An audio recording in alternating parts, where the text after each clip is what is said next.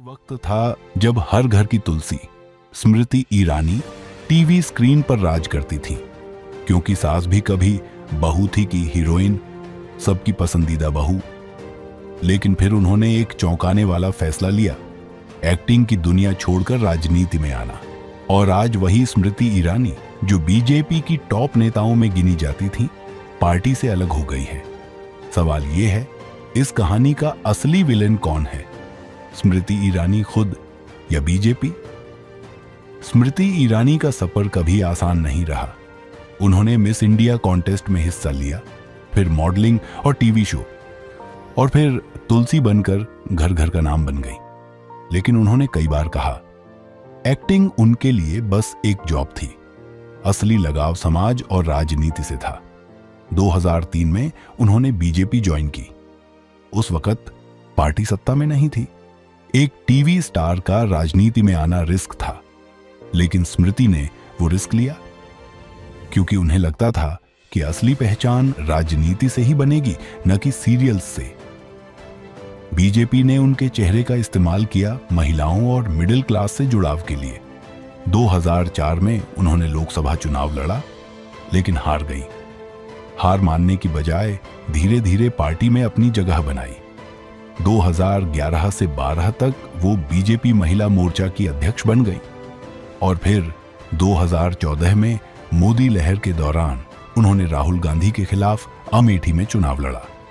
पहली बार हार गई, लेकिन जज्बा दिखाया। 2019 में उन्होंने इतिहास रच दिया। राहुल गांधी को अमेठी से हराकर बीजेपी की जायंट किलर बन गई। राहुल गांधी को हराना उनकी जिंदगी का माइलस्टोन था। उन्हें एचआरडी और महिला एवं बाल विकास जैसे बड़े मंत्रालय दिए गए।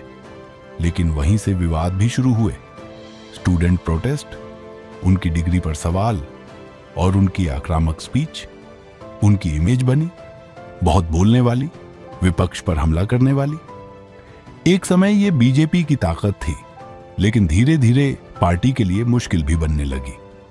अमेठी के लोग कहते रहे, चुनाव जीतने के बाद स्मृति ज्यादा दिल्ली में दिखती थी, जमीन पर कम। उनके काम करने का अंदाज भी ज्यादा आक्रामक था।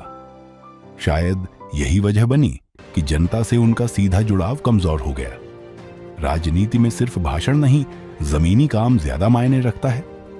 और बीजेपी जैसी पार्टी के लिए एक चेहरे की वैल्यू तभी है जब वो वोटर को काम आए। बीजेपी एक मशीनरी है, जहां कोई भी व्यक्ति पार्टी से बड़ा नहीं हो सकता। स्मृति ईरानी ने अपनी बोल्ड, आउटस्पोकन स्टाइल बनाई, लेकिन पार्टी के लिए शायद वो एक्स्ट्रा बोझ बन गई। क्या बीजेपी ने सिर्फ राहुल गांधी को हराने के लिए स्मृति का इस्तेमाल किया और मिशन पूरा होते ही उन्हें साइडलाइन कर दिया? इतिहास गवाह है, पार्टी में कई नेताओं के साथ ऐसा हो चुका है।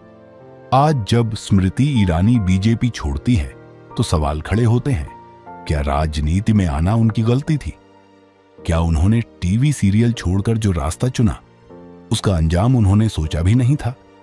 या फिर बीजेपी ने उनसे अपना काम निकलवाया और अब जरूरत खत्म होते ही किनारे कर दिया?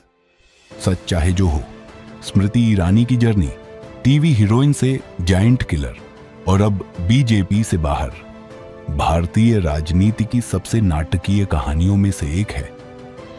आपको क्या लगता है, स्मृति ईरानी ने बीजेपी छोड़ा या बीजेपी ने उन्हें? क्या ये उनकी गलती थी या पार्टी का कैलकुलेशन? कमेंट करके अपनी राय जरूर बताइए।